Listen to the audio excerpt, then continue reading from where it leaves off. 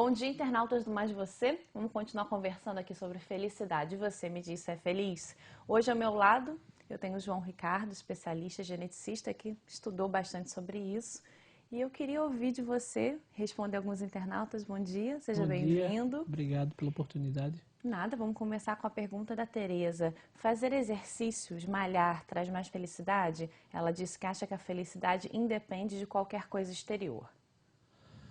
Bom, com certeza ela depende de uma série de fatores, né? Dentre eles a atividade física, certamente. Isso pela liberação de endorfinas, né? Até a gente vai ficando meio viciado em fazer exercício. Quando cria aquela rotina, dá um pouco de trabalho no início, mas depois isso vai se tornando viciante, né? E tem fatores internos, né, com certeza, isso a gente vê através dos estudos de genética, mas é um somatório, né, do que você viveu, das suas experiências de vida, que vão lhe deixando mais otimista ou mais pessimista, ou vão aumentando sua autoestima porque seus projetos dão certo ou não, e mais principalmente as suas experiências na infância, né? Como você foi criado no sentido de ver o mundo de uma maneira como um lugar possível de acontecer coisas boas ou de uma maneira pessimista, né? Então é esse somatório, e isso vai vir, claro, em ciclos, né? A felicidade ela é um estado de espírito momentâneo que você vai ter durante alguns momentos, em outros não, mas o mais importante é, no geral, como você vê o mundo, e isso vai mudar completamente como você vai enfrentá-lo. A Deise Carioca, que fala aqui do Rio de Janeiro, quer saber, feliz ou alegre? Tem diferença? Feliz ou alegre? Bom, aí há uma diferença de palavras, né? Para algumas pessoas, estar feliz ou estar alegre é algo difícil de definir, mas na minha concepção, você estar feliz é algo mais intenso.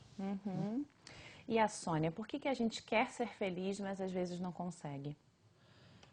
Bom, primeiro porque a gente pode estar cercado de uma série de fatores que não vão nos deixar ser felizes. É muito difícil você ser feliz ao mesmo tempo, mesmo com a predisposição genética, ao mesmo tempo você está cercado de privações econômicas, sociais, né, riscos de violência, ou quando você tem perdas familiares, né? Então, não é só uma questão de querer, infelizmente. Agora, querer é um primeiro passo, né, para você poder ver o que é uma alternativa possível de melhorar a sua vida. Porque se você já está pessimista, você nem segue adiante, você já se entrega naquele momento. O Beleque, gostaria de saber como fazer para acabar com o mau humor repentino, mesmo em meio à felicidade. Bom, o humor da gente varia o dia inteiro, né? Não de uma maneira intensa, mas de uma maneira natural. Você vai ver que você vai se sentir com mais energia em algumas horas do dia do que em outros, né? Durante o mês também, né, as mulheres que o digam, né, a famosa tensão pré-menstrual, mas o importante é você observar quando se torna algo exagerado, né, quando você começa a se sentir mal-humorado ou triste dias seguidos, de uma maneira muito intensa, sem um motivo que justifique isso, né? Ou também o contrário, quando você começar a se sentir excessivamente alegre, sem uma justificativa, isso pode se exacerbar em alguns quadros que a gente chama de transtorno bipolar, né? Mas o nosso humor ele vai variar diariamente e mensalmente. O importante é ter cuidado com os exageros. E a Carla pergunta qual é a dica de como se sentir feliz sem ter a cobrança do dia a dia. Bom, a cobrança do dia a dia ela parece necessária, a não ser que a gente se isolasse e mesmo assim a gente ia ter alguém para nos manter, né? Então você está vivo, você está cuidando da sua sobrevivência, de resolver seus problemas. O importante é você criar uma rotina onde esses momentos de felicidade possam ocorrer, né? Então cultivar a sua família, cultivar bons hábitos de saúde, de alimentação, e tentar realizar os projetos que você sempre tentou realizar, não deixar de fazer determinada coisa porque ou só a sua família ou a sociedade não iria apoiar, né, porque iriam dizer, mas isso não vai dar certo, ou isso não dá dinheiro, você tem que fazer aquela outra coisa porque aquilo vai lhe deixar mais rico, né? enquanto que você, na verdade, não quer isso. Às vezes você quer uma vida mais simples e mais satisfatória para você mesmo. Então, isso você também tem que buscar, realização pessoal. Uhum. A Manuela C. diz que tem 14 anos e sempre está rindo, dando risada, fazendo brincadeiras. As amigas reclamam, fala que ela é doidinha. Genética, ela não sabe se é, porque ninguém da família dela é assim. Isso pode acontecer de ter uma pessoa muito feliz, mas a família ter um quadro depressivo? Pode, pode. Essas combinações todas são possíveis. Assim, a genética do comportamento ela não é simples de jeito nenhum. Ela é complexa, ela é multifatorial. Então, você vai poder ter pessoas com depressão em famílias que têm essa fama de serem otimistas. E o inverso também é verdadeiro. O importante é ela aproveitar quem ela é, né, o estado que ela é e cultivar aquilo, quem sabe até ajudar a família. A Marilda diz que na família dela existe quadro de esquizofrenia e ela quer saber se isso tem relação com a tristeza que ela vive, com a angústia, com o sentimento que ninguém gosta dela e acha que nada dá certo na vida dela. Acredito que ela tem uma dificuldade de achar a felicidade aí. Bom, a esquizofrenia é uma doença, né, psiquiátrica muito comum, né, mais de 1%. Cerca de 1% da população tem. Então, numa cidade com 1 milhão de habitantes, você vai ter 10 mil pessoas com esquizofrenia.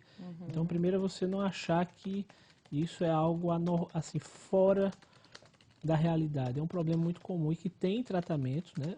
O mais difícil são os pacientes terem a disciplina suficiente para manterem a medicação a longo prazo. Às vezes são medicações com vários efeitos colaterais, mas o suporte da família é metade do tratamento. Porque mesmo ele tendo acesso aos mais modernos medicamentos, se os familiares não o apoiarem, isso não vai adiantar de nada. Mas é comum ou é fácil conseguir ter uma felicidade com um quadro desse? Bom, desde que você tenha um tratamento adequado, você vai poder ter uma vida relativamente normal, né? Existem graus de esquizofrenia, formas mais brandas, formas mais agressivas. Mas o importante é, tendo encontrado um tratamento adequado, você vai tentar se inserir novamente na sociedade de uma maneira completamente normal, né? Eventualmente isso não é possível em formas mais graves, mas existem pacientes com esquizofrenia que trabalham, que casam, que têm filhos e que convivem com a doença de uma maneira controlada, né? Isso não vai impedi-lo de ter momentos de felicidade, nem vai também garantir que a doença nunca mais o incomode. Então, é isso que é a felicidade, são os momentos simples que você tem que aproveitar. Não imaginar que é algo que vai ser eterno, mas que todo dia você vai ter pequenos momentos de felicidade para cultivar, que você não pode deixar eles passarem. A Ana Regia diz que tem transtorno bipolar e ela quer saber se ela pode ter herdado esse problema dos pais dela, pela genética. Bom, o transtorno bipolar ele tem uma carga genética muito forte. Isso se conhece há décadas, mesmo quando ninguém sabia nem o que era DNA, né? Os psiquiatras já observavam que familiares de pessoas com transtorno bipolar tinham frequentemente a doença, mas tem uma chance maior, uma predisposição, não é algo determinante, né? Mas é muito frequente quando você acompanha o paciente com transtorno bipolar e procura saber mais detalhes da família e ele dizer, minha mãe ou meus avós tinham, ou mesmo ele não sabe qual era o diagnóstico, mas ele disse, eu tinha um avô que era internado várias vezes em hospital psiquiátrico, então você já suspeita que há essa influência genética. O Guilherme, ele quer saber como é que a autoajuda e a insistência dos livros de literatura, hoje em dia, de que o sujeito pode ser feliz, de que formas para ele ser feliz, como ser feliz em 5 páginas, né?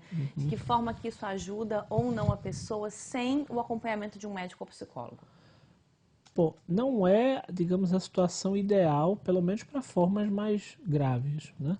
Mas para formas mais, assim, suaves, onde a pessoa simplesmente ela está um pouco mais rabugenta, ela vai ver em alguns desses livros como se fossem dicas de mudar a sua atitude de vida, que é um pouco o que o psicólogo faz.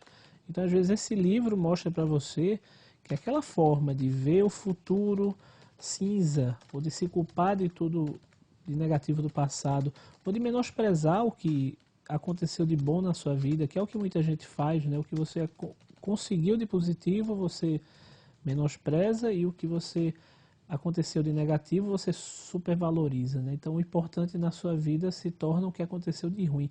E aí esses livros às vezes ajudam a você inverter essa visão, porque é só uma visão de mundo. Na verdade, você vai poder ver o mundo de diferentes maneiras, dependendo do seu estado mental. Mas o ideal é isso, é você fazer esse balanço. E aí o livro ele pode lhe ajudar a ter esse insight.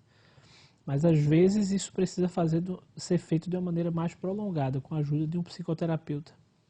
A Cláudia, que mora em Fortaleza, Ceará, gostaria de saber se existe algum tratamento para a gente ser feliz. Veja bem, Cláudia, a felicidade é um termo que não é médico, né? Então, mesmo quando você se livra de uma depressão, você pergunta ao paciente, você está feliz? Ele vai dizer, olha, eu voltei ao meu normal, né?